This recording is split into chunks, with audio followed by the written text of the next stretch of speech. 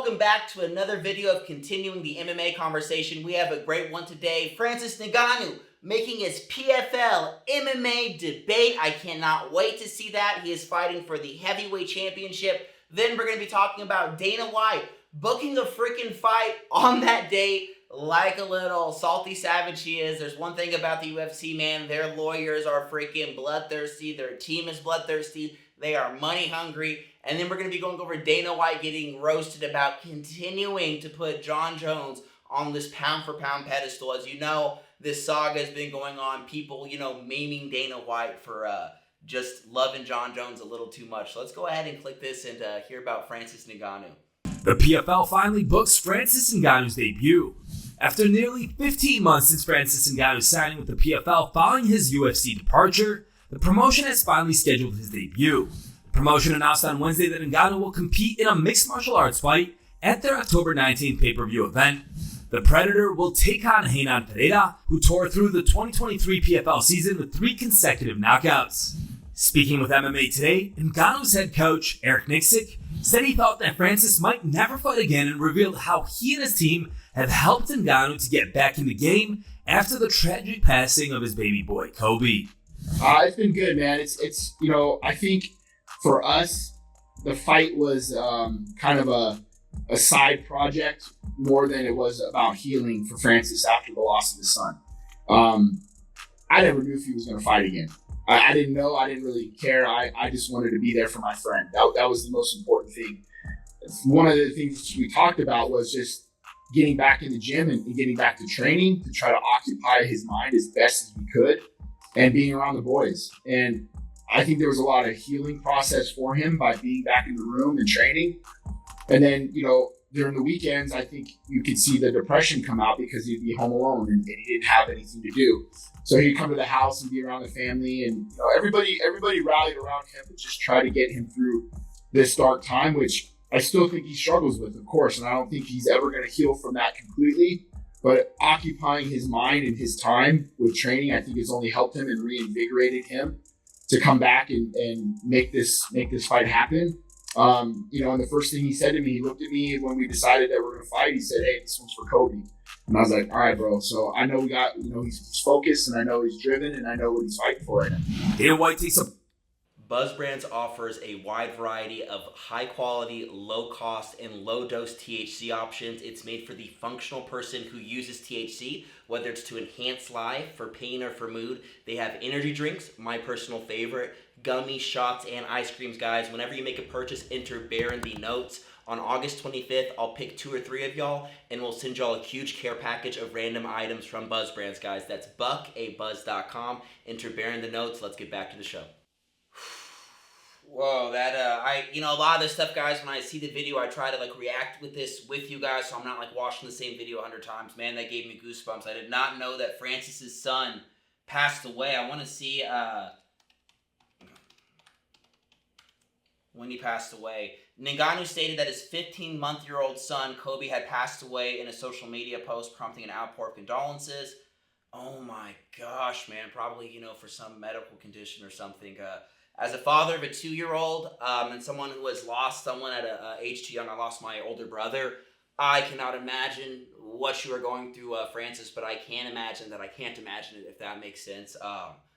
The best thing if you're going through, mental health issues or struggling is staying busy, staying active, staying surrounded by friends, and, keeping the conversation open. You are definitely going to be in my prayers tonight, Francis, and I hope that you win this fight. You bring back some of that clout back to your name, some of that respect and legend back to the Ngannou name by having a vicious knockout. I want to see who this Vieira guy is. Obviously, I'm a UFC guy. I don't have enough time in the world to watch every single, Bellator, PFL, whatever. I'm really a UFC MMA guy, but we're going to watch this guy's highlights fighting a guy named Ryan Badger. And let's look at this highlight reel a little bit. He's going to be in the yellow Ferreira, and let's see kind of what we're looking at.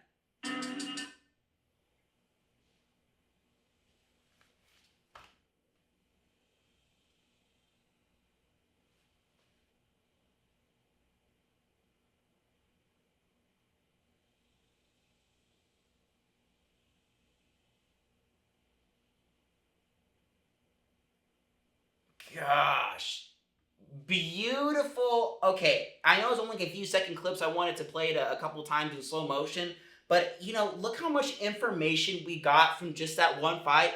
Yes, is this Ryan Badger?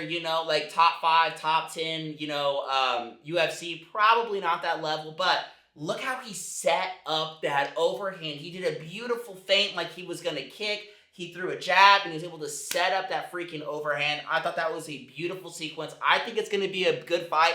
As you know, Ngannou, he's kind of just he's a stand and banger type guy, right? We saw a little bit more wrestling in his last 2 fights, using the clinch and things like that. But let's see, guys. This already looks like a more dynamic striker. I cannot wait to see it. One thing I think that's so sad is we never saw freaking Francis Ngannou fight John Jones. Who cares even about that? The even sadder thing is we'll never see Francis Ngannou fight Tom Aspinall. And with that, I want to get into and also, the Ngannou fight is going to be on October 19th.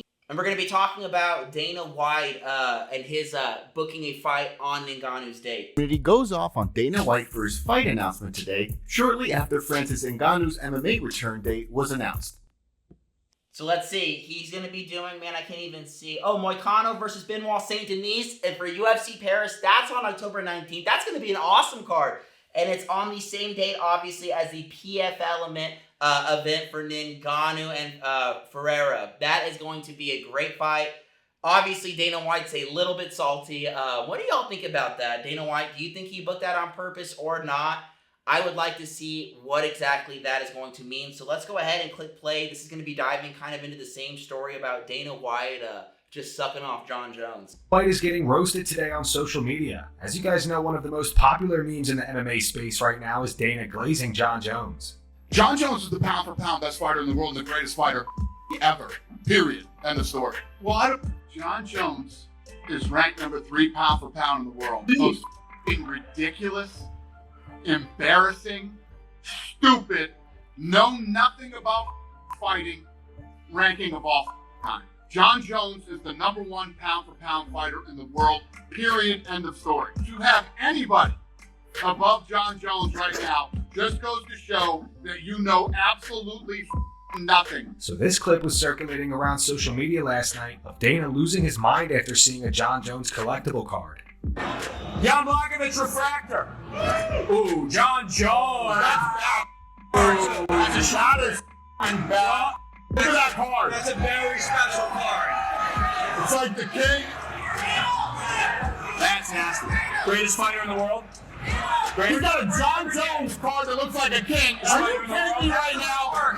To read off the top posts on X, Dana White is never beating the John Jones glazing allegations. This is very weird. Dana almost had an orgasm after seeing John.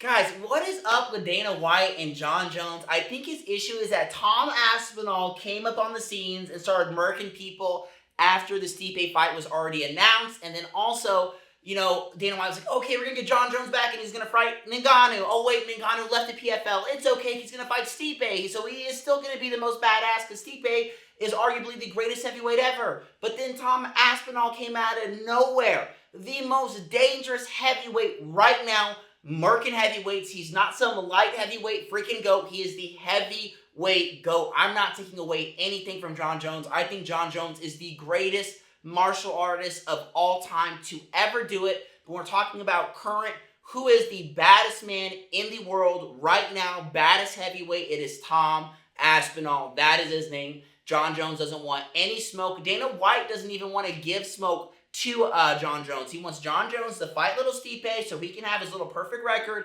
and go off into the sunset because it protects his brand. But to me, what's better for your brand than having the number 1 most dangerous guy in the world get knocked out and having the new number 1 most dangerous guy in the world in your division, in your promotion? Start switching over to Tom Aspinall. Tom Aspinall is the most dangerous guy in the heavyweight division. Prove me wrong. And I'm telling you, John Jones had some close fights. Think about Reyes, Gustafsson number 2. I mean, I think both of those fights right there, John Jones lost. On the Reyes fight, too, he's like, I believe it was my takedown, which is why I won. John Jones got beat up for like 5 rounds in a row, and he had 3 takedowns, and that's why he won that fight. And so I think it's a little silly here. I was going to cover Canelo booking his fight on the same day as the Sphere on UFC Noche, but we will talk about that on the next video, guys. If you got any entertainment out of this, give me a like, give me a subscribe. It really helps. September 1st, I'm going to go through all of y'all randomly, any subscriber, give y'all a pack of custom-made Pro V1 golf balls with your YouTube handle on it. Or if you're over 21 and want to have some fun instead, I'll send you some stuff from buckabuzz.com, a little goodie package. But with that, I'm leaving it there. I'm out. Peace.